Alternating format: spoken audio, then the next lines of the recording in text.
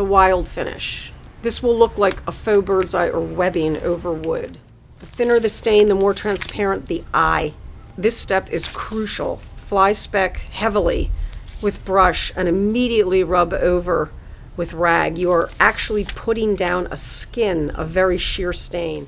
Let dry, then seal. Mix the desired web, i.e. toner or red mahogany, with some mineral spirits until it is the desired consistency. Black paint over texture, then immediately rub with clean rag. Use your tongue to moisten the cloth just enough to get paint to spread evenly. This will leave black pits around the veins.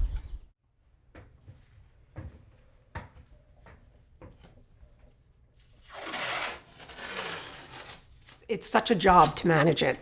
And I'm not in a complaining way. It's just that it's just like you can never not be thinking about it. You always know that you've got to take care of this, these beasts inside. And with the RA, what people maybe don't realize is it's a lot of work. It's a lot of work.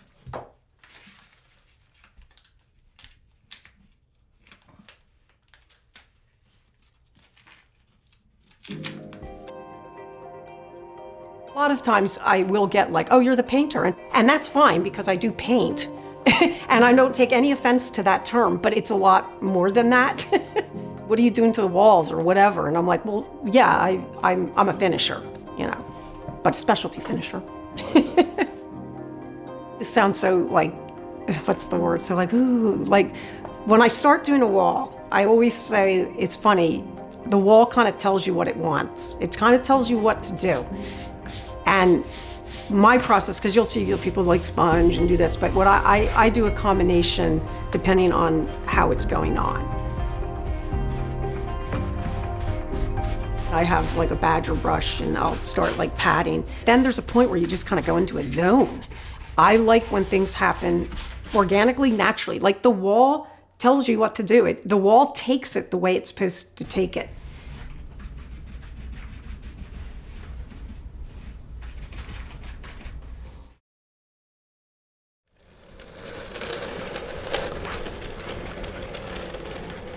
There's a lot of grunt work. It's just not glamorous and it's dirty. 80 or 90% of really grunt work. But that last 10% and what happens when you're done, that's what you go for. This sort of found me. I was working at a place that did stone furniture. It was faux furniture, if you will. I met a guy there. He's my husband, actually. And so we started this little business. At the time, I think we had 500 square feet. And he knew how to build, but I wanted to do the finishing, and it just sort of took off. Like, I loved it. I loved experimenting. You've got to make something not look contrived. It needs to look like they found it in some estate in, Tuscany.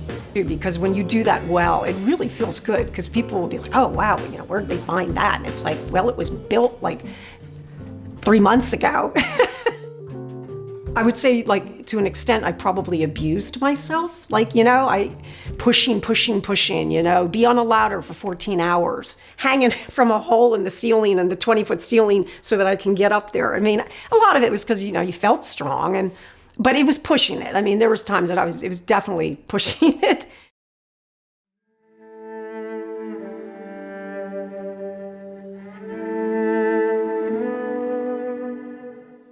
I was diagnosed with cancer in 2008, and I was completely asymptomatic. And then, chemo did, everything went okay. That was 2008. And then completely out of the blue, because when you have cancer, you have to go in every 3 to 4 months because they check to make sure nothing's coming back. And my doctor says, oh, you got to come back because they've messed up your blood test. That's how out of the realm it was. And I'm like, okay. And so I went and got the blood test again, and I like, wow, why? What's this about? And then he's like, oh, you got to come back because it ran the same. Well, my blood glucose and my A1C were off the charts. And so I became a type 1 diabetic.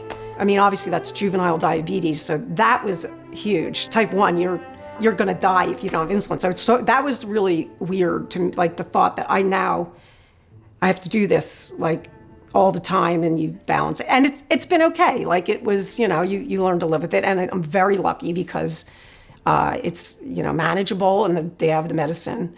And so that was that. And then, I know, in 2016, the end of February, I remember exactly, 2016, that's when I was diagnosed with rheumatoid arthritis.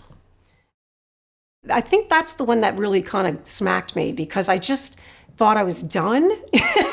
I just thought, no, It also was excruciatingly painful. Apparently, I vaulted right into severe RA. I have never been crippled. It was so bad when it hit. I couldn't move. I couldn't get out of bed. The day I was diagnosed, and I was still able to drive, and I remember getting this medicine and going in the car, and I actually cried, because it was like, I can't believe this is happening. And then it was like 5 minutes, right? It wasn't like sobbing, but I was just like, I remember just crying. And then it was like, okay, that's done. And now we go. It was rattling. It's such a job to manage it. And I'm not in a complaining way. It's just like you can never not be thinking about it. You always know that you've got to take care of this, these beasts inside. And with the RA, I don't think these drugs came online until the mid-90s. I'd be crippled. I would absolutely be crippled and in a wheelchair if it wasn't for the research and the medicine. I've responded so well with medication. I would say nobody could ever know. I mean, I do a job that nobody could even think that you could do. I mean, I'm so 100%. If there's anything I've learned too from the rheumatologist, well, you better pay attention to where you think you're getting a flare.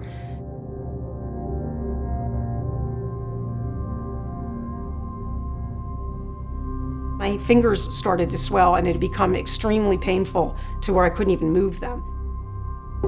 And within 4 days, I couldn't even get out of bed. Your joints feel like they're being snapped. And you're so tired. If I went up the stairs and came down, and then I would sleep for 4 hours, I was exhausted. I went out of remission, and I went back to the bad place. When you are crippled almost overnight, you can't imagine what it feels like. Nobody knows. That's the problem with this disease, this autoimmune disease. We don't know what triggers it.